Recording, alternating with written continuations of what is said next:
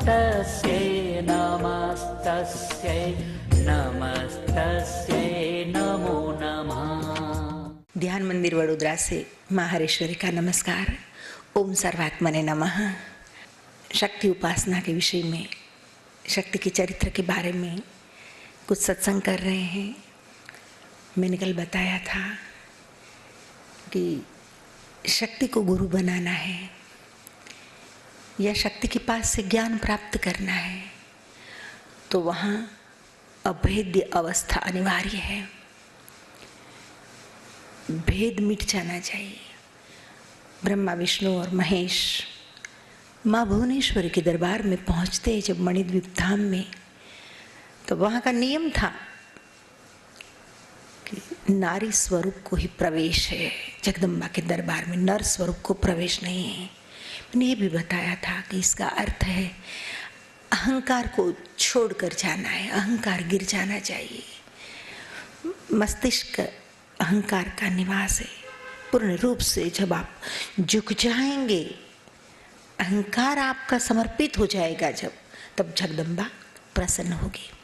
ब्रह्मा, विष्णु, महेश नर में से नारी स्वरूप धारण करके, अर्थात अत्यंत प्रेमपूर्ण, सरल और निरअहंकारी बन के, समर्पित होके जगदम्बा के दरबार में प्रवेश करते, जगदम्बा की स्तुति करते हैं।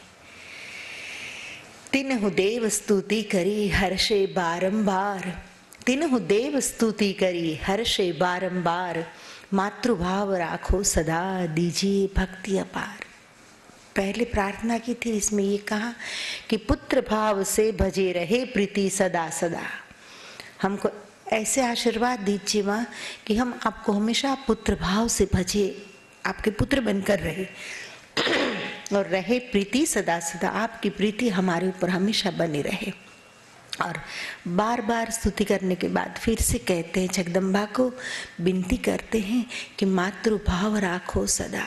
आप हमारे ऊपर हमेशा वात्सल्य रखना, मातृभाव हमारे ऊपर हमेशा आपका रहना चाहिए, आशीर्वाद बरसते रहे आपका, ये अनिवार्य है माँ हमारे लिए।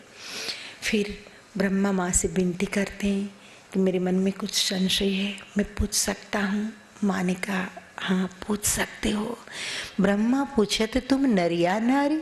ब्रह्मा पूछते हैं कि एक और से देखते हैं तो हे माँ भुवनेश्वरी, एक रूप में आप पुरुष है और एक रूप में आप स्त्री है, अर्धनारीश्वर स्वरूप है। तो मैं पूछ रहा हूँ माँ कि आप नर है या नारी है? आपका मूल स्वरूप क्या है? जगदम्बा जवाब देती हुई, उत्तर देती हुई कहती है, हे चतुरानन, मैं नर भी नहीं हूँ, नारी भी नहीं हूँ। मात कहे मैं तो अविकारी, नर नारी नपुंसक ये तो सब विकार से उत्पन्न होने वाले स्वरूप है। मैं तो सदा अविकारी हूँ, मैं नर भी नहीं, नारी भी नहीं, नपुंसक भी नहीं। ब्रह्म सनातन, मैं सतरूपा हूँ, तो ब्रह्म स्वरूपिणी हूँ, मैं सनातन हूँ, सत्य स्वरूप हूँ। वेद न जाने सदा अनुपा, सदा अनुपम ऐसा मेरा स्वरूप है। वेद भी जिसे जान नहीं सकते, इसलिए तो वेदों ने कह दिया, ऋषियों ने कह दिया, नेति नेति। अभी अंत नहीं आया, आरंभ तो हमने कर दिया परंतु अंत नहीं आया। उस परम अदृश्य रहस्यमय ब्रह्म या शक्ति या परमात्मा या ईश्वर, उसे जो कुछ भी कहो उसका वर्णन पूरी तरह से हम नहीं कर पाते हैं। तो ब्रह्म सनातन मैं सतरूपा, वेद न जाने सदा अनुपा, सारी उपमाओं से पर हूँ, बियॉन्ड सिमिली। वेद न जाने सदा अनुपा, नर नपुंसक नारी में नाही, भेद ये सृष्टि सृजन का भाई। ये तो सृष्टि सर्जन के लिए सब भेद बना है विकार से, ये तो मेरी माया है, परंतु मैं तो ब्रह्म स्वरूपिणी हूँ, नर नपुंसक या नारी तीनों स्वरूप से पर हूँ। मैं अज आदि अनादि अनंता, मैं अजन्मा हूँ, मैं आदि हूँ, अनादि हूँ, अनंता हूँ। जानत प्राज्ञ पुरुष कोई संता, कोई प्रबुद्ध पुरुष ही मुझे जान सकता है, कोई संत ही मुझे जान सकता है। हर इंसान की क्षमता नहीं है, हर मनुष्य की क्षमता नहीं है जो मुझे पहचान सके। ब्रह्मा विष्णु महेश की जितने भी प्रश्न थे जगदम्बा ने सबके उत्तर दिए, आध्यात्मिक ज्ञान भी दिया। तीनों बड़े प्रसन्न हुए और फिर माँ तो माँ है ना, तीनों पुत्रों को महासरस्वती लक्ष्मी शिवा ब्रह्मा विष्णु देव भिन्न महादेवा, ब्रह्मा विष्णु और महादेव को अनुक्रम से एक एक दिव्य नारियों को अर्पण किया। महासरस्वती ब्रह्मा को दी, लक्ष्मी विष्णु को दी और शिवा शिव को दी, महादेव को दी और कहा कि जीवन सुख हेतु ते ही लह हूँ। जीवन का सुख पूर्ण रूप से आप प्राप्त कर सको, इसलिए मैं आप तीनों को एक एक शक्ति अर्पण कर रही हूँ। अब परंतु सावधान, जीवन का सुख लेने के लिए और जगत में अद्वितीय और दिव्य कार्य करने के लिए मैं आप तीनों को ये एक एक जीवन संगीनी दे रही हूँ। परंतु याद रहे, तेहि अपमान कबहु नहीं करहूँ। इन शक्तियों का अपमान कभी भी नहीं करना। सावधान, जिस दिन आप अपमान करेंगे नारी का, अपनी पत्नी का, गृहिणी का, उस दिन आपका पतन होगा। सावधान, जिस दिन आप अपमान करेंगे इन शक्तियों का, तब से आप दुखी हो जाएंगे। ये सीख भी दी, तीनों को परिवर्तित किया। फिर जगदम्बा ने ब्रह्मा विष्णु महेश तीनों को मूल स्वरूप में परिवर्तित किए। नारी में से नर रूप दिना, नारी में से नर का स्वरूप फिर से दिया। अब जाहो तुम लीला करो। फिर कहा कि जाओ आप समाज में, आप अपने अपने लोक में और लोकों में जाकर आप लीला का आरंभ करो। सर्जन पालन लय को करूँ। ब्रह्मा को कहा आप सर्जन का कार्य को आगे बढ़ाइए, विष्णु को कहा आप पालन के कार्य को आगे बढ़ाइए और शिव को कहा आप लय की आवश्यकता जब लगे तब प्रलय के कार्य को कीजिए। तीनों निज निज धाम सिधारे। ब्रह्मा विष्णु और महेश अपने अपनी पत्नियों को लेकर अपने अपने धाम आए। जय माँ महिमा अपरंपारे। जगदम्बा की महिमा ऐसी अपरंपार है। प्यारे साधकों, ब्रह्मा विष्णु महेश अपने अपने लोक में गए, अपनी लीला का आरंभ किया और अब प्रसंग जा रहा है सत्यव्रत की कथा की ओर। हमारा सत्संग जा रहा है सत्यव्रत की कथा की ओर। नैमिषारण्य में सुत पुराणी जी शौनक आदि ऋषि मुनियों को शक्ति चरित्र सुनाते हैं और भगवान वेदव्यास स्वयं ने जो देवी भागवत लिखा पंचम पुराण, वह स्वयं महाराज जन्मेजय को सुनाते हैं। व्यास कहा जन्मेजय सुनिए, जागृत शक्ति उपासक बनिए। व्यास जी कहते हैं कि हे राजन, जागृत शक्ति उपासक, उपासना तो बहुत लोग करते हैं, बहुत करते हैं। उपासना के प्रकार अलग अलग हैं। विविध प्रकार से विविध प्रकृति के लोग विविध रूप से उपासना करते जगदम्बा की, परंतु जागृत शक्ति उपासक बनिए। शब्द बड़ा प्यारा है, सजगता। और जो सजगता नहीं है, अवेयरनेस नहीं है, तो फिर केवल कर्मकांड बन जाता है, उसमें प्राण नहीं आते। जागृत शक्ति उपासक बनिए। ये जगज्जननी जगदम्बा तो सर्व भक्त की सर्व मनोकामना को पूर्ण करने वाली है। चंद बरदाई ने कहीं गाया है कि तू ही आदि अन्नादि, तू ही भवानी, तू ही जोगमाया, तू ही बाकबानी। तू ही आदि अन्नादि, तू ही भवानी, तू ही जोगमाया, तू ही बाकबानी। तू ही धरनी आकाश भूमि पसारे, तू ही धरनी आकाश भूमि पसारे। तू ही मोह माया विशेष उल धारे, तू ही मोह माया विशेष उल धारे। तो ऐसी जगज्जननी जगदम्बा की कथा तो उसके गुण तो अपरंपार है। मैं केवल स्वांत सुखाय, जैसे तुलसी कहते हैं ना कि मैं स्वांत सुखाय, मेरी खुशी के लिए, मेरे आत्मा के सुख के लिए, मेरे आध्यात्मिक सुख के लिए मैं गुणगान गा रहा हूँ राम का। ऐसे ही मैंने ये पुराण लिखा है चौपाइयों में, दोहों में, सरल करके। देवी भागवत पुराण स्वांतः सुखाय, मुझे सुख मिलता है इसलिए मैं बोल रही हूँ। एक बार नैमिषारण्य आए मुनिजन विविध अरण्या। वेद व्यास कहते हैं कि महाराज जन्मे जी, एक बार नैमिषारण्य में आए मुनिजन विविध अरण्या। विविध अरण्य से, विविध जंगलों में से, विविध स्थानों में से, विविध तीर्थों में से अनेक ऋषि मुनि साधु संत आकर सत्संग सभा में विराजित है। और सभी ऋषि मुनियों के प्रतिनिधि के रूप में शौनक नाम के ऋषि सुत पुराणी जी से प्रश्न करते हैं और सुत पुराणी जी आध्यात्मिक समाधान देते जाते हैं। शौनक जी पूछते हैं, कह सुत कवन देव हितकारी। हे महाराज, कौन सा देव सबसे ज्यादा कल्याणकारी है? कह आराधन शुभ फलकारी, और किसका आराधन शुभ फल को देने वाला है? तब सुत पुराणी जी कहते हैं, सुनु शौनक माता हितकारी,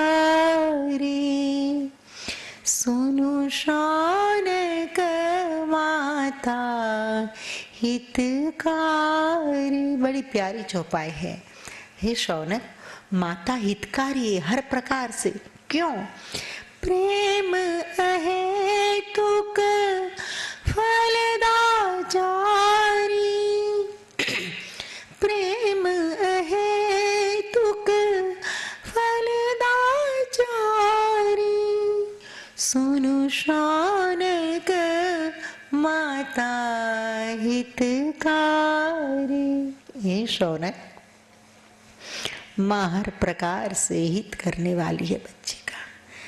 शक्ति उपासक बने हैं शौनक।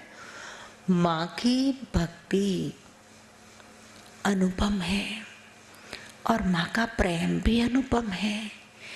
माँ का प्रेम अहेतुक है। इस जगत में अकारण प्रेम करने वाले कोई अगर है तो एक है माँ और दूसरा है ईश्वर। माँ को आप साक्षात घर में देख सकते हैं, ईश्वर अदृश्य है। किसी चिंतक ने कहा कि छोटे बच्चे के ओठों पर ईश्वर के स्थान माँ का नाम होता है। प्रेम अहेतुक फलदाचारी, माँ अहेतुक प्रेम करने वाली है बच्चों को। बिना स्वार्थ का प्रेम होता है, निस्वार्थ प्रेम, फलदाचारी। और जगदम्बा की उपासना तो धर्म, अर्थ, काम और मोक्ष सब देने वाली है। महाराज, इस संदर्भ में मैं आपको छोटी सी कथा सुनाता हूँ। विप्रदेव दत्त कौशलवासी। कौशल प्रदेश में देवदत्त नाम का एक ब्राह्मण निवास कर रहा था। पुत्र विहीन, मन में उदासी, पुत्र नहीं था, संतान सुख नहीं था, मन में उदास था। क्या करे? ऋषि मुनि और ब्राह्मणों से राय पूछी। विद्वज्जनों ने कहा, पुत्रेष्टि यज्ञ कराइए, आपके यहाँ पुत्र का जन्म होगा। आयोजन किया ब्राह्मण ने पुत्रेष्टि यज्ञ का। बोले, सामगान के लिए किसे बुलाएंगे? विद्वानों ने कहा, गोभील नाम के ऋषि सामवेद का गान करने में सर्वश्रेष्ठ है, आप गोभील ऋषि को बुलाइए। मखपुत्रेष्टि किन्न ब्रह्मराया, साम गान गोभील से कराया। पुत्रेष्टि यज्ञ का भव्य आरंभ हुआ और गोभील ऋषि से सामवेद का गान कराया। परंतु गोभील वृद्ध थे और वृद्धत्व के कारण उच्चारण अशुद्ध हुए थे। साम में जो गीतियां थी उसका उच्चारण अशुद्ध हो रहा था। उच्चारण अशुद्ध हुए थे। ऋषि पर क्रोधित विप्र भये थे। वेदोक्त मंत्रों के उच्चारण में कुछ अशुद्धियाँ आती थी, वृद्धत्व के कारण ढंग से मंत्रोच्चार हो नहीं सकता था। तो ब्राह्मण क्रोधित हुआ ऋषि पर, और ऋषि पर जब क्रोधित हुआ तब ऋषि ने श्राप दे दिया कि तो यजमान होकर विवेक चुक गया है। तूने मुझे निमंत्रित किया, तुझे पता था मैं वृद्ध हूँ, फिर भी तूने मुझे बुलाया और मैं जानबूझकर तो कोई गलत पाठ कर नहीं रहा हूँ। वृद्धत्व के कारण शुद्ध उच्चार हो नहीं रहे हैं और तू मेरे पर क्रोध कर रहा है। उच्चारण अशुद्ध हुए थे, ऋषि पर क्रोधित विप्र भये थे। वृद्ध ऋषि ने शापित किन्ना, वृद्ध ऋषि ने शाप दे दिया कि गूंगा सुत का शाप ते लेना। पुत्र तो होगा जा, लेकिन तेरा पुत्र गूंगा होगा। मूर्ख मूढ़ शठ सुत ते ही होई, तेरा पुत्र मूर्ख होगा, तेरा पुत्र मूढ़ होगा, तेरा पुत्र शठ होगा। स्वर भंग में मम दोष न कोई, जो स्वर भंग हो रहा है इसमें कोई मेरा तो दोष नहीं था। तो अब तूने मुझ पर आरोप लगाया है तो मैं तुझे शाप देता हूँ कि तेरा पुत्र गूंगा होगा, मूढ़ होगा। मेरा शाप है। फिर तो हाहाकार हुआ यज्ञ में।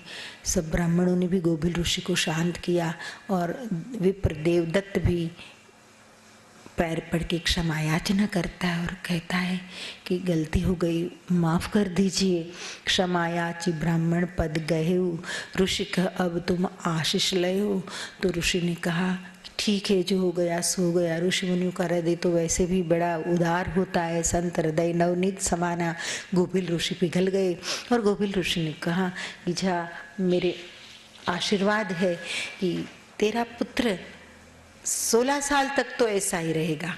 युवा भय ज्ञानी सुत होई, युवान होगा जब, तब युवा होने के बाद ये पुत्र पुनः ज्ञान को प्राप्त करेगा और जग में महापंडित होई सोई, जगत में महापंडित के रूप में पूजा जाएगा। मेरे आशीर्वाद है। ठीक है। कुछ समय बीत गया, गोभिल भी चले गए अपनी कुटिया पर।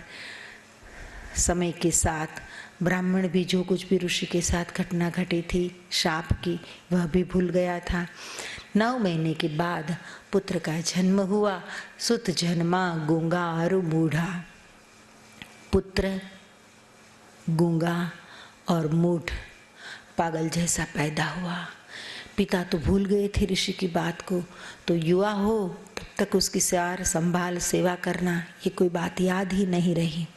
और कुछ साल तक उसने, पिता ने 2-4 साल तक घर में रखा। फिर 5 साल की उम्र हुई तो पितु त्यागा ते ही जानी बेमूढ़ा। पिता ने उसे मूढ़ मानकर, पागल मानकर जंगल में त्याग दिया।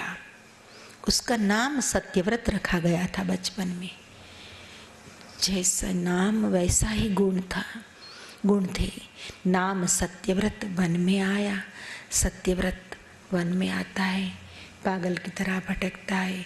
कोई साधु संत ऋषि मुनि कुछ कंद फल दे देते थे तो खा लेते थे, बाकी सहज उपवास हो जाता था। निज निवास एक कुटी बनाया। इस बच्चे ने औरों को देख देख कर अपने निवास के लिए एक छोटी सी कुटी बनाई। जप तप ध्यान कछु नहीं जाने। जप तप ध्यान या जो कोई भी ब्राह्मणों का कर्म और धर्म है उसे तो ये बच्चा जानता नहीं था, क्योंकि मूढ़ जैसा था और घर परिवार ने त्याग दिया था। जप तप ध्यान कछु नहीं जाने, संवत 14 शांत सयाने। और देवी भागवत पुराण लिखता है कि 14 वर्ष तक शांत रहा, किसी के साथ बोलना नहीं, जड़ की भांति व्यवहार करता था और धैर्य से जीवन जीता था। धीरज धरी फल भोजन लिन्ना। कंद फल जो कुछ मिल जाता था वो खा लेता था, धैर्य के साथ जी रहा था। परंतु सबसे बड़ी बात क्या हुई कि हिंसा न काय वचन मन किन्ना। मन कर्म या वचन से उसने हिंसा नहीं की। 14 वर्ष तक हिंसा न काय वचन मन किन्ना।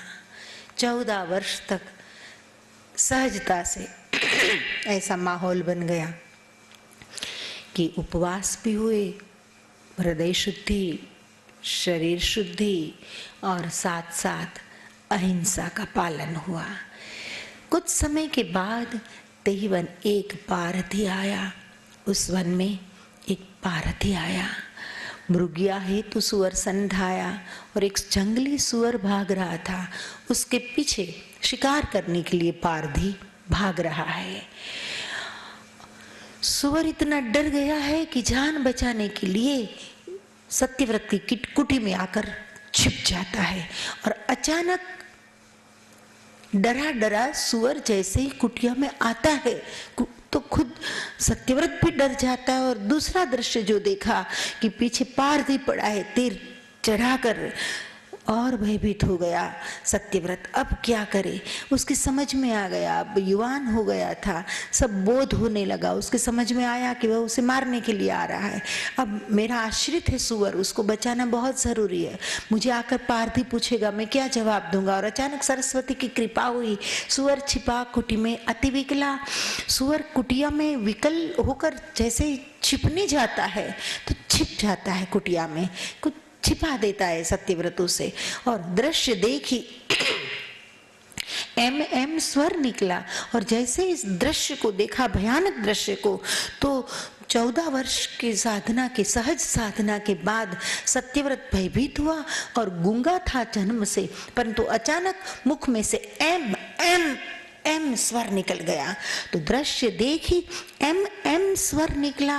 वाणी बीज ओम एम ऋषि कहेंगे। और हमारे ऋषि कहते हैं कि ओम एम ये वाणी बीज मंत्र है। तो 14 साल के उपवास और साधना तथा अहिंसा के बाद जो सरस्वती की कृपा हुई और सबसे पहला शब्द जो बोला जीवन में, वह बोला ओम एम। तो एम उच्चार के साथ ही, सरस्वती बीज मंत्र के उच्चारण के साथ ही सहज लाभ ते ब्राह्मण लय। सरस्वती बीज मंत्र का प्रभाव हुआ और बीज मंत्र का लाभ सहजता से मिला। सहज मौन था, सहज अहिंसा, वाणी प्रसन्न भई जगीशा, जगत ईश्वरी। ऐसी महासरस्वती की इस ब्राह्मण बच्चे पर कृपा हो गई और अति अद्भुत ते वाचा पाई। वेद व्यास जी महाराज जन्मेजय को कहते हैं, सुत पुराणी जी शौनक से कहते हैं कि अति अद्भुत ते ही वाचा पाई। उस बच्चे ने अति अद्भुत वाचा को प्राप्त किया। पूछत व्याघ्र ऋषि सनधाई। एक और सुअर छिपा है, दूसरे ओर से ओम एम सहजता से निकला, वाचा प्रकट हो गई, साथ साथ सन्मति भी आ गई, मूढ़ता अदृश्य हो गई। और मार मार करता हुआ जो पीछे पारधी आ रहा था, उस पारधी ने पूछा, पूछत व्याघ्र ऋषि सनधाई। ऋषि के निकट आकर व्याघ्र पूछता है कि कहूं मुनि शिकार मम देखा, मेरे शिकार को देखा है आपने? कहाँ गया मेरा शिकार? मैंने इस आपकी कुटिया में आते हुए देखा। कहाँ छिपाया है उसको, कहाँ छिप गया वो? तो नेत्र ने बोले ही वाणी न लेखा। तो ऋषि ने जवाब दिया, भाई आप पूछते हैं कि मेरा शिकार कहाँ गया, लेकिन नेत्र ने बोले वाणी ने लेखा। आपके शिकार को देखा किसने? पारधी बोले आंखों ने। आप जो पूछ रहे हैं वह शब्द कौन सुन रहा है? मेरे कान सुन रहे हैं। और जवाब कौन देगा? मेरी वाणी जवाब देगी। तो नेत्र ने बोले ही वाणी ने लेखा। अब वाणी देख नहीं सकती, आंख बोल नहीं सकती। जिन्हें देखा ते बोलत नहीं, जो बोले सो देखत नहीं। जो देखता है वह बोलता नहीं है, जो बोलता है वो देखता नहीं है। बोलने का काम देखने वाला करेगा तो गड़बड़ हो जाएगा, और देखने वाला बोलने का काम करेगा तो गड़बड़ हो जाएगी। अब आप ही बताओ मैं क्या जवाब दूं? मर्म बचन कछु ब्याधन समझा। ब्याध को लगा ये बोलता है वो देखता नहीं, देखता है बोलता नहीं है, पागल जैसी बात क्या कर रहा है। मर्म वचन कछु ब्याधन समझा, वो मर्म वचन को समझ नहीं पाया। जीव रक्षा का फल शुभ उपजा, और सुअर की रक्षा हो गई सहजता से, उसका फल भी प्राप्त हुआ इस ब्राह्मण को। पारधी चला गया, सुअर की भी रक्षा हो गई और जीव रक्षा के फल के प्रभाव से सरस्वती कृपा पढ़े सब वेदा। सरस्वती की कृपा से सारे वेद सत्यव्रत ने पढ़े, जाना शास्त्र स्मृति के भेदा। शास्त्र और स्मृति के भेदों को भी जाना, समझा, पढ़ा। और इतिहास कहता है कि वाल्मीकि समकीर्ति पाई, बीज मंत्र की महिमा गाई। वाल्मीकि के समान सत्यव्रत ने कीर्ति प्राप्त की, ऐसी बीज मंत्र की महिमा है। अर्थात बीज मंत्र एम, हम कहते हैं ना ओम एम ह्रीम क्लीम चामुंडाय विच्चे, तो ओम एम जो है सरस्वती बीज मंत्र है। तो बीज मंत्र की महिमा गाई। यहाँ मैंने बीज मंत्र की महिमा गाई, महिमा आपको सुनाई। और अब हम आगे बढ़ रहे हैं। अम्बा यज्ञ की महिमा वेदव्यास ने वर्णन किया है। मैंने सरल चौपाइयों में जो पुराण की रचना की है, तो मैं चौपाइयों के द्वारा, हिंदी चौपाइयों के द्वारा आपको समझाने की कोशिश करूँगी। कहो नाथ तुम कृपा निधाना। महाराज जन्मे जी कहते हैं, हे भगवान वेदव्यास, आप तो कृपा का भंडार है। संत कृपा का भंडार होता है। हाँ? शाहों की निगाहों में बख्शिश होती है। किसी शायर ने कहा है कि शाहों की निगाहों में बख्शिश होती है। शाह यानी संत फकीर, इसे शाह कहते हैं। शाहन के शाह साधु संतों, तो शाहों की निगाहों में बख्शिश होती है। उनके आँखों में ही बख्शिश होती है। अगर वो लुफ्त से देखे तो राख भी अक्सर होती है। अगर वो लुफ्त से देखे तो राख भी अक्सर होती है। अगर कोई साधु संत प्रेम से केवल आपको देख लेना, आमी दृष्टि हो जाए ना, तो राख भी अक्सर हो जाती है। वेदव्यास आज प्रसन्न हो गए महाराज जन्मेजय पर। महाराज जन्मेजय एक आदर्श शिष्य या बालक की तरह, एक आज्ञांकित बच्चे की तरह, भक्त की तरह चरण में बैठे हैं और भगवान वेदव्यास शक्ति का चरित्र सुना रहे हैं परीक्षित के मोक्ष के लिए। कहो नाथ तुम कृपा निधाना। महाराज जन्मे जी कहते हैं कि नाथ, हे कृपा निधान, अम्बा यज्ञ विधान विधि नाना। अम्बा यज्ञ का विधान जो है वो विस्तार से आप समझा कर कहो। तब वेदव्यास जी कहते हैं, सुनु जगदम्बा सकल कामदा। हे राजन, जगदम्बा माम्बा शक्ति सर्व कामनाओं को पूर्ण करने वाली है। सब सुख करुणा धाम ज्ञानदा, सर्व प्रकार का सुख देने वाली, करुणा धाम और ज्ञान को भी देने वाली है। ज्ञान यज्ञ नित उनका कीजिए। बड़ी प्यारी बात की है। यहाँ जौ तिल घी ये सब हवन करने की बात नहीं करते हैं, परंतु बड़ी क्रांति की बात की है। एक आध्यात्मिक बात बताई है वेदव्यास ने। और वास्तव में आज के युग में ऐसे ही गुरुओं की आवश्यकता है कि अपने शिष्यों को कहे कि जागृत शक्ति उपासक बनिए। जागृत होकर फुल्ली अवेयरनेस के साथ आप शक्ति की उपासना कीजिए। क्योंकि मैंने कहीं कहा है कि भाई इबादत तो इबादत है, इबादत तो इबादत है, इबादत की अनोखी रीत। इबादत तो इबादत है, इबादत की अनोखी रीत। वो तस्बीह पाठ पूजा से कभी पूरी नहीं होती, वो तस्बीह पाठ पूजा से कभी पूरी नहीं होती। एनीवे, ज्ञान यज्ञ नित उनका कीजिए। वेदव्यास जी कहते हैं कि केवल पूजा पाठ तस्बीह से काम नहीं होगा, ज्ञान यज्ञ करना है। और ज्ञान भीतर से प्रकट होता है। रिचुअल जो है, कर्मकांड बाहर होता है, प्रभाव भीतर होता है। तो ज्ञान भीतर से प्रकट होता है, ज्ञान बाहर से नहीं आता। बाहर से माहौल बनता है। जैसे सूर्यताप, पानी, खाद, ये सब बीज को उग निकलने के लिए माहौल तैयार करते हैं, परंतु बीज प्रस्फुटित तो भीतर से होता है। वैसे ज्ञान भीतर से उत्पन्न होता है। वेदव्यास जी कहते हैं, ज्ञान यज्ञ नित उनका कीजिए, मनवांछित फल सर्व ही लीजिए। ज्ञान यज्ञ करके मनवांछित फल को प्राप्त कीजिए। और मैं ये कहूँगी कि एक बार जो ज्ञान यज्ञ में लग गया, उसकी मन की वांछनाएं समाप्त हो जाती है, केवल मुमुक्षा रहती है, एक ही इच्छा रहती है, एक ही वांछता है वह, और वह है मोक्ष की इच्छा। मुमुक्षा का अर्थ है मुक्ति की इच्छा, इसके सिवाय कुछ नहीं चाहता जो ज्ञान यज्ञ में लग गया हो रियल सेंस में। तो ज्ञान यज्ञ नित उनका कीजिए, मनवांछित फल सब ही लीजिए। ज्ञान यज्ञ यागों में श्रेष्ठा। भागवत में भी 5 प्रकार के यज्ञ बताए भगवान वेदव्यास ने, द्रव्य यज्ञ, तपो यज्ञ, योग यज्ञ तथा परे स्वाध्याय ज्ञान यज्ञस्य तेतु कर्म विसूचकाः। तो 5 प्रकार के यज्ञ बताते हुए कहते हैं कि द्रव्य यज्ञ, तपो यज्ञ, योग यज्ञ, स्वाध्याय यज्ञ और ज्ञान यज्ञ। परंतु पांचों में श्रेष्ठ कौन सा यज्ञ है? तब सनकादिक को जवाब देते हुए भगवान वेदव्यास कहते हैं, श्रीमद् भागवत पुराण में वेदव्यास जी कहते हैं कि ज्ञान यज्ञ स्मृतो बुध। परम बुद्धिमान लोग अर्थात प्रज्ञावान पुरुष अर्थात जिसकी मति शुद्ध हो गई है, बुद्धि के लौकिक व्यापार जिसके गिर पड़े हैं और जिसके पास जिसकी ऋतंबरा प्रज्ञा है, जो सत्य में जी रहे हैं, ऐसे लोग कहते हैं कि ज्ञान यज्ञ सर्वश्रेष्ठ है। तो ज्ञान यज्ञ यागों में श्रेष्ठा, तीन में अम्बा मख अति ज्येष्ठा।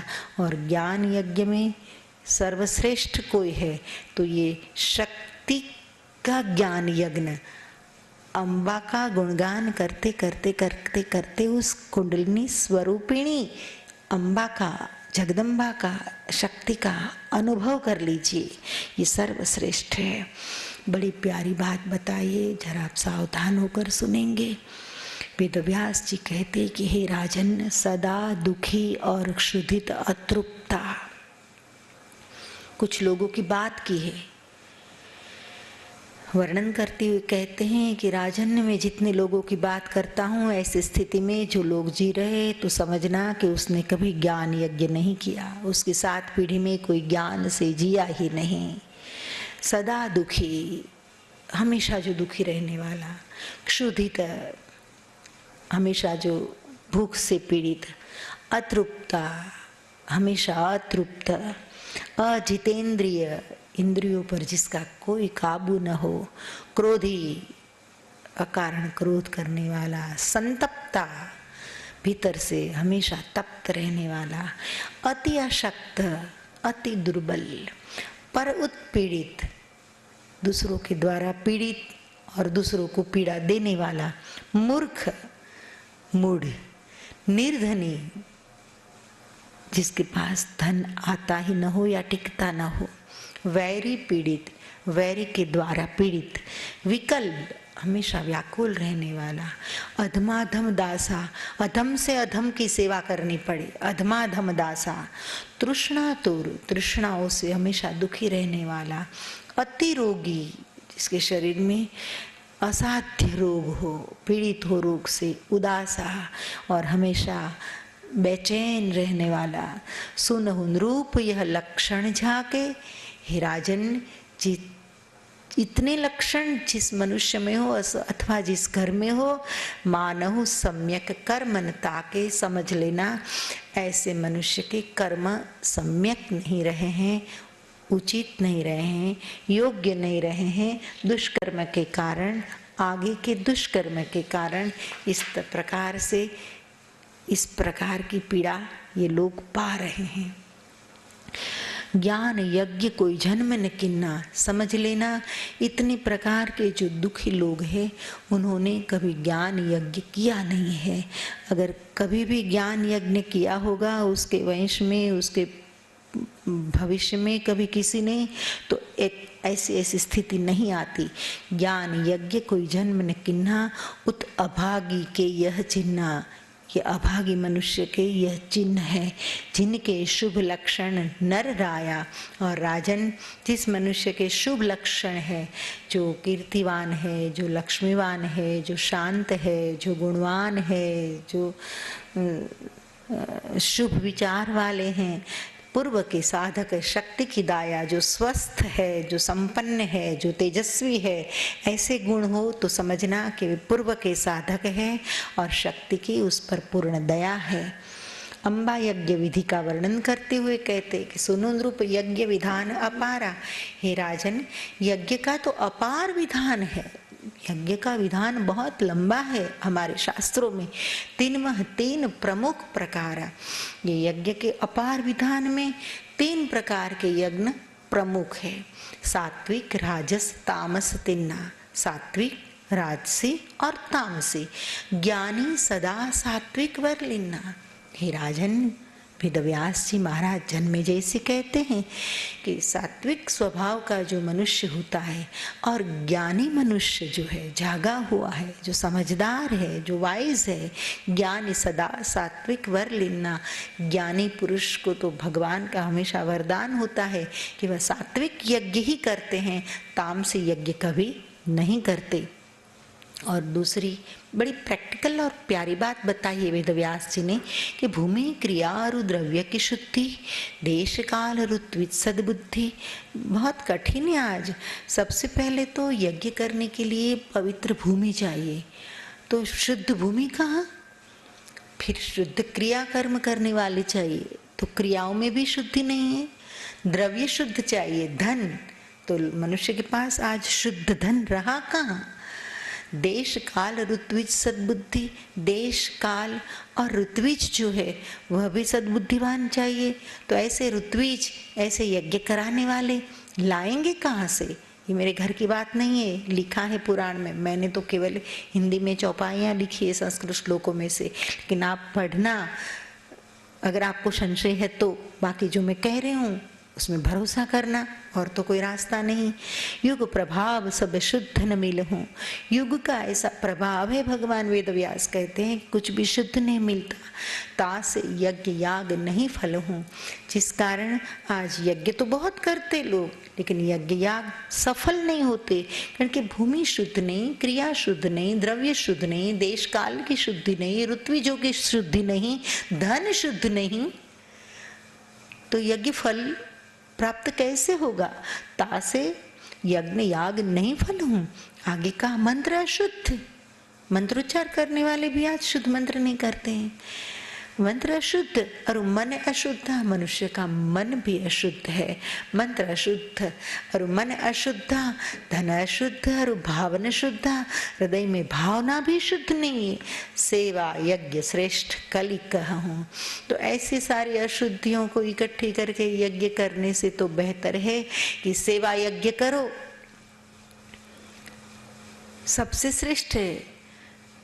अस्पताल में कोई गरीब पेशेंट है, उसके पास खाना नहीं है, 4 दिन अस्पताल में रहना है, पैसा नहीं है, 4 दिन टिफिन पहुंचा दो, आपको ब्रह्मभोजन का फल मिल जाएगा।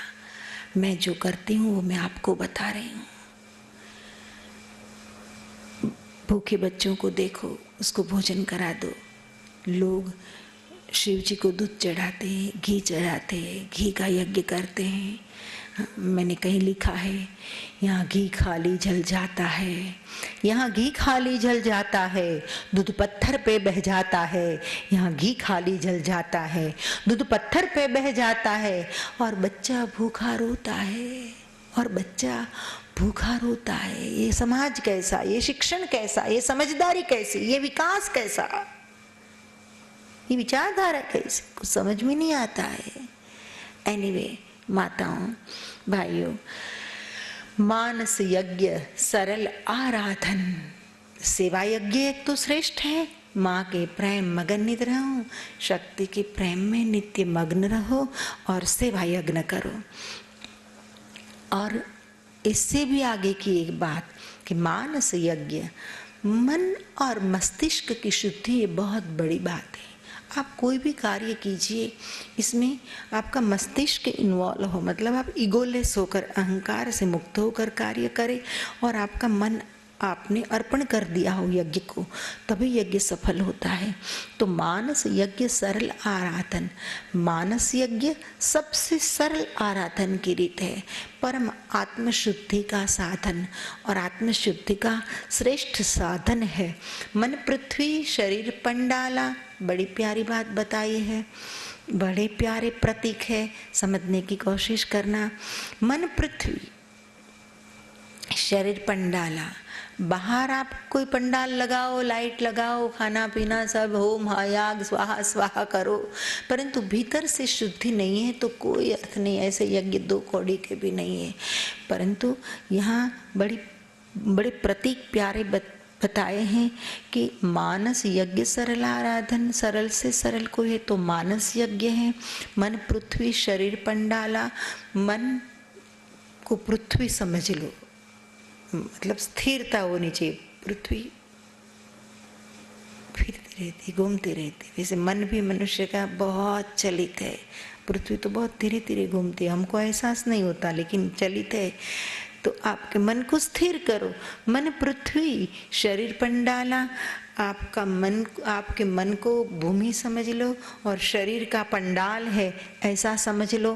तामे क्रिया विचार विशाला, उत्तम विचार जो मन में आए वो अंदर ये यज्ञ की क्रिया समझ लो। मन हुतारु मन आहुति, मन को ही पृथ्वी बनाओ, मन को ही हुता बनाओ, मतलब आहुति देने वाला, और मन के द्वारा मन की ही आहुति। पतंजलि कहते हैं कि मन की समाप्ति हो जाना ही योग है। तो ये कैसे होगा? मानस यज्ञ के द्वारा मन होता और मन आहुति, मन बंधन और मन ही मुक्ति। मन ही बंधन है, मन ही मुक्ति का कारण है। मनुष्य की मुक्ति और बंधन का कारण मन ही है। तो मन की पृथ्वी पर शरीर रूपी पंडाल के द्वारा भीतर जो सद्विचार आ रहे हैं उसे कर्मकांड समझ लो, और मन के द्वारा मन की आहुतियां स्वाहा स्वाहा करके डाल दो, मन को भस्मीभूत कर दो। ब्रह्म विद्या फलदायिनी माँ। और जब आप मन के द्वारा मन को भस्मीभूत कर देंगे तब जगत जननी उस यज्ञ का, मानस यज्ञ का फल क्या देगी? तो ब्रह्म विद्या फलदायिनी माँ, ब्रह्म विद्या प्राप्त हो जाएगी। आप ब्रह्म को जान लेंगे। जो वेदों में कहा ना, प्रज्ञानम ब्रह्म अहम ब्रह्मास्मि शिवोहम सोहम तत्वमसि, ये सब महामंत्र है, वो आपकी समझ में आ जाएगा। ब्रह्म विद्या फलदायिनी माँ, सदा दोष दृष्टि हरिणी माँ, और जगत जननी माँ हर प्रकार की दोष दृष्टि को नष्ट कर देने वाली है। सम्यक दृष्टि याग का फल है। यज्ञ का परिणाम क्या है? दृष्टि बदल जाएगी। मैं बार बार कहती हूँ कि नज़र भी आदमी की क्या अजीब चीज़ है, नज़र भी आदमी की क्या अजीब चीज़ है। जो बदल गई नज़र तो दुनिया बदल गई, जो बदल गई नज़र तो दुनिया बदल गई। तो दृष्टि बदल जाएगी मानस यज्ञ से आपकी। सम्यक दृष्टि, दृष्टि सम्यक प्राप्त करेंगे। दुनिया को देखने का ढंग बदल जाएगा। आंखें तो वही रहेगी लेकिन विजन बदल जाएगा। सम्यक दृष्टि याग का फल है। जीवन दर्पण शुभ उज्ज्वल है, उचित ढंग से देखना आरंभ हो जाएगा आपका। जीवन दर्पण शुभ उज्ज्वल है। और अम्बा यज्ञ का परिणाम क्या है? फल परिणाम शक्ति रूप जगह है। जब ऐसा मानस यज्ञ आप करेंगे, मन के द्वारा मन को नष्ट कर देंगे, तब सारी चंचलताएं नष्ट, सारी इच्छाएं नष्ट, क्योंकि इच्छाओं का उत्पत्ति स्थान मन है। अगर मन को ही आपने होम दिया तो फल परिणाम शक्ति रूप जगह। फल का परिणाम क्या है कि समग्र ब्रह्मांड में फिर आपको परमात्मा ही नजर आएंगे, शक्ति का दर्शन होगा। कठिन सच्चिदानंद सुलभ है। ईश्वर को सच्चिदानंद कहा, बोलने में तो बहुत आसान है, परंतु सच्चिदानंद का अनुभव करना कठिन है। तो कठिन सच्चिदानंद कठिन है, फिर भी सहज हो जाएंगे, सुलभ हो जाएंगे। ये यज्ञ का फल है, यज्ञ का परिणाम है। आगे कहते हैं वेदव्यास कि हे राजन, छूटत पीड़ा जन्म जन्म की, जन्म जन्म की पीड़ा छूट जाती है। होत न चिंता पुनर्जन्म की। जो यज्ञ इस प्रकार से करता है, मानस यज्ञ करता है, शरीर को ही पंडाल मानकर विचारों के द्वारा मन की आहुति जो दे देता है, तो परिणाम क्या आता है कि पुनर्जन्म की चिंता मिट जाती है, बार बार जन्म और मृत्यु की चिंता मिट जाती है। केवल चिंता नहीं मिट जाती, जन्म और मृत्यु मिट जाता है, क्योंकि सारे कर्म के बंधन यज्ञ में जलकर, मानस यज्ञ में जलकर भ्रष्ट सारे कर्म नष्ट हो जाते, नष्ट भ्रष्ट सब कुछ खत्म हो जाता है। कोई कर्म नहीं रहता, फिर कर्म नहीं रहता तो बंधन नहीं रहता, बंधन नहीं रहता तो फिर जन्म और मृत्यु की चिंता नहीं रहती। छूटत पीड़ा जन्म जन्म की, होत न चिंता पुनर्जन्म की, साधक ब्रह्म रूप बनी जावे, साधक ब्रह्म रूप बन जाता है, प्रतिपल माँ का दर्शन पावे। फिर तो एक ऐसी अवस्था आती है कि प्रतिपल माँ का ही दर्शन, जहाँ देखे वहाँ शक्ति, जहाँ देखे वहाँ शक्ति, उसके लिए फिर कोई भेद नहीं रहता। फिर सती में या गणिका में कोई भेद नहीं, हर जगह उसे माँ का दर्शन होता है। रामकृष्ण परमहंस का एक प्रसंग याद आता है। रामकृष्ण परमहंस की परीक्षा करने के लिए कुछ लोगों ने कुछ पैसे देकर एक वेश्या को उसके कमरे में भेज दी। परमहंस जी अपने कमरे में गए तो निर्वस्त्र होकर वो स्त्री बैठी थी। परमहंस जी ने देखा, न घबराए, न भागे, न दौड़े, क्योंकि दृष्टि बदल गई थी। ज्ञान यज्ञ करने वाले थे, मानस यज्ञ करने वाले थे। गदगदित हो गए, हाथ जोड़े, हाथ जोड़कर आंखों में आंसू और इतना ही कहा कि माँ आज मैं धन्य बन गया। क्यों? पूछ। क्योंकि आज तक तूने मुझको तेरा जवान बेटा माना था। बेटा जवान होता है तो माँ को कुछ छिपाना पड़ता है, परंतु मेरी उपासना आज सफल हो गई कि आज तूने मुझे तेरा वास्तव में छोटा सा बच्चा समझ लिया, तो आज तुझे आवरणों की भी आवश्यकता नहीं रही और तूने असल रूप में मुझे दर्शन दिया। माँ आज मैं धन्य बन गया, आज मेरी भक्ति सफल बन गई। तूने छोटा सा बच्चा मान लिया तो आज तुझे कुछ छिपाने की ज़रूरत नहीं रही। ये मेरी निर्विकारिता का परिणाम है। तो माताओं, भाइयों, यहाँ वेदव्यास जी भी यही कहना चाहते हैं कि साधक ब्रह्म रूप बनी जावे, प्रतिपल माँ का दर्शन पावे। साधक ब्रह्म रूप बन जाता है और वह स्थिति ऐसी होती है कि प्रतिपल हर स्थान, हर जगह, हर शय में तू ही तू, तू ही तू, तू ही तू, उसका ही दर्शन होता है। आगे कहते हैं, और एक में भेद बतायो हे राजन, मैं और भी एक भेद बताता हूँ, मख निष्काम ही सार्थक भयो। नवरात्रि में लोग अनेक अनेक प्रकार के यज्ञ करते हैं, तो जो लोग शक्ति उपासक है, वास्तव में सही शक्ति उपासक है, वे लोग ज़्यादा ध्यान देकर सुनेंगे कि मख निष्काम ही सार्थक भयो। सकाम और निष्काम दो प्रकार के यज्ञ हैं। सकाम यज्ञ का अर्थ है इच्छाओं के साथ यज्ञ करना। यज्ञ के पीछे कुछ न कुछ हेतु छिपाओ, कुछ न कुछ स्वार्थ छिपाओ, फल की आकांक्षा छिपी हो, कुछ लालसा छिपी हो, कुछ कामना छिपी हो, ये सकाम यज्ञ है। और निष्काम यज्ञ कोई कामना नहीं, केवल खुशी से कर रहे हैं, मस्ती से कर रहे हैं, आनंद से कर रहे हैं, अच्छा लगता है इसलिए कर रहे हैं। तो यहाँ वेदव्यास जी कहते हैं कि और एक में भेद बताया हूँ। ये भेद है कि रहस्य है कि मख निष्काम ही सार्थक भयो। निष्काम भाव से जो यज्ञ करते वही सार्थक होता है। निष्काम भाव से, सकाम भाव से जो यज्ञ होता है वह कभी सार्थक नहीं होता। तो फल की कामना किए बिना यज्ञ करते रहो। हाँ, कृष्ण गीता में यही तो कहा ना कृष्ण ने, जो हजारों वर्ष पहले जगदम्बा बोली वह बात 5000 वर्ष पहले कृष्ण ने कही। कोई नई बात नहीं, यही है वेद व्यास की ही भाषा है, यही वाणी है, जगदम्बा की ही वाणी है, ये परावाणी सब है। कर्मण्येवाधिकारस्ते मा फलेषु कदाचन, ये और क्या है? फल की अपेक्षा मत करना, कर्म किए जाओ। ये क्या है? बहुत पहले कह दिया है यहाँ कि मख निष्काम ही सार्थक भयो। निष्काम यज्ञ ही सार्थक होता है। फल की अपेक्षा करके कोई यज्ञ नहीं करना। कोई भी यज्ञ करो, सेवा यज्ञ करो या किसी भी प्रकार का यज्ञ करो, मुझे कोई फल मिले ऐसी लालच के साथ मत करना। निष्काम भाव से करते रहो, अपने आप सब होता जाएगा। आगे कहा, जो चाहूँ तुम पितृ उद्धारा। हे महाराज जन्मेजय, आप वास्तव में महाराज परीक्षित का मोक्ष चाहते हैं तो मानस याग करो बहुबारा का। एक बार यज्ञ किया काम पूरा हो गया ऐसा नहीं, मानस यज्ञ करते रहो, मानस याग करो बहुबारा।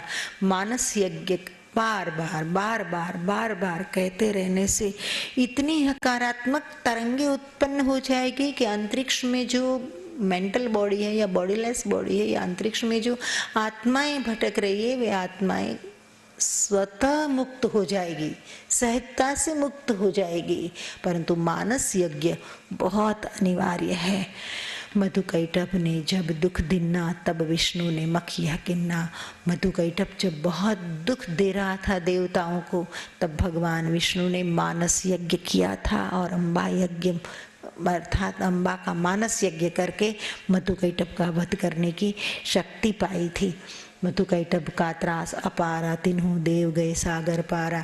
ये सब मैंने बता दिया है आपको। तहाँ जाई ते पृथ्वी बनाई, धारणा शक्ति माँ से पाई, माँ से धारणा शक्ति प्राप्त करी, पृथ्वी बनाई। तीनों देवों ने सागर के पार जाकर विष्णु ने मधुकैटभ मारा, माँ की माया से संहारा। विष्णु ने मधुकैटभ को जगदम्बा की माया के द्वारा अपनी जांग पर लेकर इच्छा मृत्यु का वरदान पाया था जो मधुकैटभ ने। तो मधुकैटभ ने कहा विष्णु के हाथ से हमारी मृत्यु, ये सब कथा मैंने बता दी है, अब मेरे पास विस्तार करने का समय नहीं है। विष्णु ने मधुकैटभ मारा, माँ की माया से संहारा, माँ की माया से मधुकैटभ का वध किया।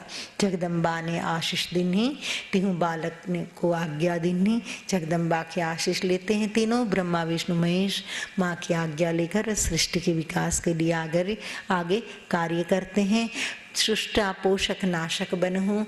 ब्रह्मा विष्णु और महादेव को जगदम्बा कहती है कि एक सृष्टि का काम करो, हे ब्रह्मा आप सृष्टि का सर्जन करेंगे, हे विष्णु आप सृष्टि का पोषण करेंगे, और जब दुर्गुणों की सृष्टि बढ़ जाए तब हे महादेव आप नाश करेंगे। सृष्टा पोषक नाशक बनहूँ, जग में लीला आरंभ करहूँ। आप जाओ जगत में लीला का आरंभ करो।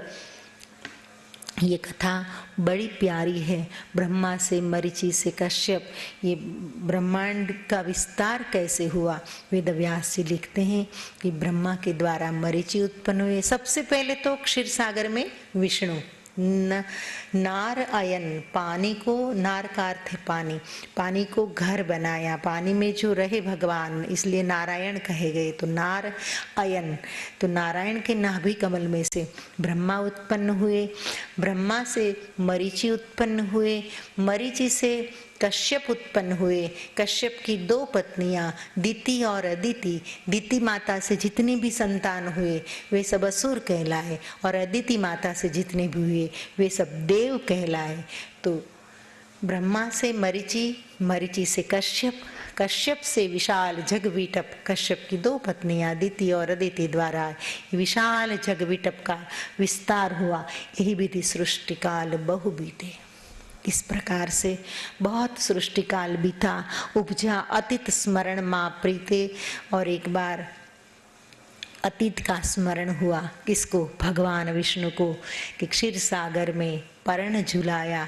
क्षीर सागर में मुझे वटस्य पत्रस्य पुटे शयानम, ये पर्ण में मुझको झुलाया था, और लोरियों में मुझे जो ज्ञान दिया था जगदम्बा ने लोरी सुनाया, वह जगदम्बा की कृपा से ही मैं ये सब कार्य कर रहा हूँ। देवी यज्ञ विष्णु ने किन्ना, भगवान विष्णु ने भी देवी यज्ञ किया, मानस यज्ञ किया। दिव्य आशीष अम्बा से लीना, और अम्बा के द्वारा दिव्य आशीष को प्राप्त किए। माताओं भाइयों, जब जब धर्म न जाने कोई, जगदम्बा ने कहा साधना करते हुए विष्णु को आशीर्वाद देते हुए कि जब जब धर्म न जाने कोई, जब जब मनुष्य धर्म से विमुख हो जाए। धर्म का अर्थ क्या है? मैं कोई हिंदू या मुस्लिम का धर्म या कोई सांप्रदायिक धर्मों की बात नहीं कर रही हूँ। How to live and why to live, मैंने कहा है। धर्म की व्याख्या क्या है? आप जिसे धर्म कहते हो, या सांप्रदायिक धर्म की बात मैं नहीं कर रही हूँ। लोग जिस सांप्रदायिक धर्म की बात कर रहे हैं उसकी मैं बात नहीं कर रही हूँ, परंतु धर्म का अर्थ है कैसे जीना, और जीने का तात्पर्य क्या, जीवन का लक्ष्य क्या। बस ये दो बातों को जब मनुष्य भूल जाता है तब समझना वह अधर्म में जी रहा है, और इन दो बातों के स्मरण के साथ जो जीता है वह धर्म में जीता है। How to live and why to live. तो जब जब धर्म न जाने कोई, जगदम्बा विष्णु को कहते हैं कि जब जब लोग धर्म को भूल जाते हैं, जीने का ढंग भूल जाते हैं, जीवन के उद्देश्य को भूल जाते हैं, हास प्रेम और सत्य का होई। प्रेम और सत्य का जब जब हास होता है, नाश होता है, तब तब विष्णु तव अवतारा। हे विष्णु, तब तब पृथ्वी पर आपके अवतार होंगे और आप अवतार लेकर हरऊं सदा अज्ञान अपारा। अज्ञान को हर लेना, ज्ञान की स्थापना करना। तीनों देव में श्रेष्ठ बनोगे, पालक रक्षक ज्येष्ठ रहोगे। तीनों देवों में, ब्रह्मा विष्णु और महेश, तीनों देवों में आप श्रेष्ठ माने जाएंगे। आपकी उपासना सात्विक उपासना रहेगी। पालक रक्षक ज्येष्ठ रहोगे, आप सृष्टि के पालक रक्षक और सर्व में श्रेष्ठ माने जाएंगे। ऐसे आशीर्वाद देती है माँ जगदम्बा। और फिर क्या होता है, सुत पुराणी जी शौनक जी सुत पुराणी जी से शौनक जी पूछते हैं कि जगदम्बा की कथा तो बड़ी प्यारी है, अद्भुत है, ज्ञान वैराग्य और भक्ति तीनों को प्रदान करने वाले है, और आप जो कोई कथाएं हैं वो सुनाइए जिसके द्वारा हमारा अज्ञान दूर हो और हमारे हृदय में ज्ञान दीपक प्रगटे। तो शौनकादि कहे और सुनाओ। शौनकादि ऋषि मुनि सुत पुराणी जी से कहते हैं कि महाराज और कथाएं भी सुनाइए। जग जननी लीला मन भायो। जगत जननी की लीला मन को अति शांति देने वाली, मन को अत्यंत प्रिय और मन को स्थिर करने वाली है। और फिर वेदव्यास महाराज जन्मेजय को क्या सुनाते हैं, सुत पुराणी जी शौनक को आगे कौन सी कथा कहते हैं, इस बारे में कल सत्संग करेंगे। आज यहाँ मेरी वाणी को मैं विराम देती हूँ। माँ हरेश्वरी का नमस्कार, धन्यवाद। ओम सर्वात्मने नमः। जय अम्बे।